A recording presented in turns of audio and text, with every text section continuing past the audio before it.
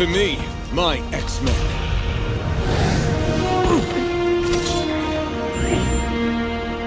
Dear God, it's beautiful. So originally I had a video about the downfall of the MCU to be released, but weekly I've been watching X-Men 97, and it is the greatest cartoon I have watched since Avatar: The Last Airbender. From the storytelling to the animation to creativeness, it truly is such a refreshing way to adapt the X-Men. Honestly, I want to talk about it, so let's get into it. Major spoiler alert. Going into this show, I had some experience with the X-Men from the movies and comics and the original series. Now, I had never had nostalgia for the original X-Men series, as I had just watched it literally last year for the first time, as the series aired before I was even born.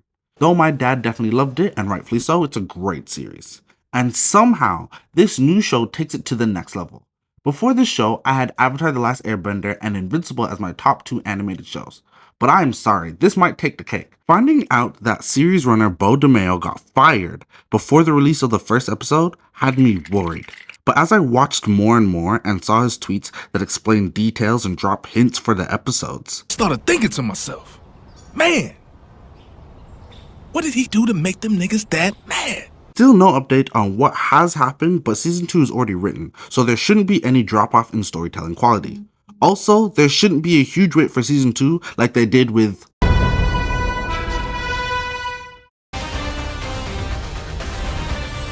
The original X-Men animated series was a Saturday morning cartoon that aired on Fox Kids and was clearly made for a younger audience. X-Men 97 definitely knows its kid audience from the late 90s have grown up and decided to grow with them. From increased violence to heavier themes to powerful deaths and sexual tension. Oh wow, the sexual tension. I knew Magneto and Rogue had been a thing in Elseworld stories, but not a fan of the ship at all. You're a victim. Here we go, CSI. Anyway, this is a much more mature story and it is done so well. The X-Men is often seen as an allegory for various groups such as people of color and the LGBTQ community. And depending on the adaptation, sometimes it can be really good and sometimes it can be bad. This show does it well. Magneto in particular has great politically charged lines such as, "This is a shared world with a common future, and that my kind, like yours, have the right to live in it." That's what I'm talking about. This shit means something to me, man. Most other nations don't allow a terrorist to be their leader. Yet so many allow their leaders to be terrorists. Damn! These statements were then able to hit so much harder after the incident in Genosha that were built up in the previous episodes. Every detail, every moment felt like it had a purpose. Even the side story of Jubilee's birthday was actually a helpful reminder to understand the story of the X-Men, and especially the history of Genosha. Each episode shows how the government and citizens react to mutants who are just trying to live peacefully. It is hard not to see comparisons to various movements throughout history, such as the civil rights movement, protests in Palestine, Haiti, Sudan, and Congo, Black Lives Matter, and gay rights movements. This show is able to carry such heavy subject matter and the many failings of people that have caused these groups to come up and fight for their freedoms. It climaxes during the speech by Dr. Valerie Cooper, United Nations official and now mutant betrayer, who was at Genosha when the attack happened. Magneto knows us better than Charles ever did. Knows we know better. That most of us experience tragedies like Genosha as a bit of deja vu before getting on with our day. But the scariest thing about Genosha wasn't the death or the chaos. It was a thought. The only sane thought you can have when being chased by giant robots that were built to crush you. Magneto was right. Such a powerful speech. This is peak writing. Now, none of these statements and speeches and moments would have hit so hard if each character was written poorly. We needed a connection to everyone so we could feel the pain of Storm losing her powers, so we could see the confusion of Scott having a clone wife, so we could see Rogue's pain of losing Gambit. One of the biggest criticisms of the X-Men movies are that they often focus just on Wolverine. Cool guys don't look at explosions. And I understand there are limits in movies, but this also bled into other shows and overall diminishing of the rest of the X-Men. This show definitely corrects that. X-Men 97 feels like a found family.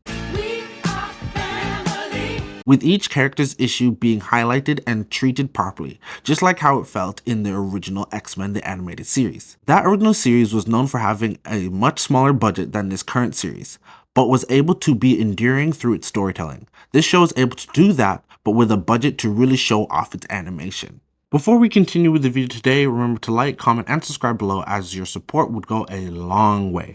This video is sponsored by my Patreon and will help me push out more videos, such as my last video, which was the dark side of Rockstar's GTA 6, explaining why I am worried for GTA 6, or why Miles Morales shouldn't be in the MCU, or my review on the live-action Avatar TV show. I have more exciting videos coming out, like my story theory of GTA 6, how Nintendo should make their next console, and the downfall of the MCU. So remember to click the bell to get notifications for when those come out. Anyway, Let's get down to business. speaking of animation, what X-Men 97 does so well is how it visually displays everyone's powers. Each character seems to have an amazing moment in which their powers are shown in ways not seen in more recent live-action or animated adaptations. A big highlight for this was Cyclops. Often his powers are mistaken as laser beams or heat vision like Superman's. But Scott's powers are actually a concussive blast instead. His eyes are a portal to the punch dimension, yes it does sound stupid, which is a dimension of pure kinetic energy. This means though that his powers can be used in ways that other heroes like Superman can't. He's able to use his blast to move around and stop his descent from a fall.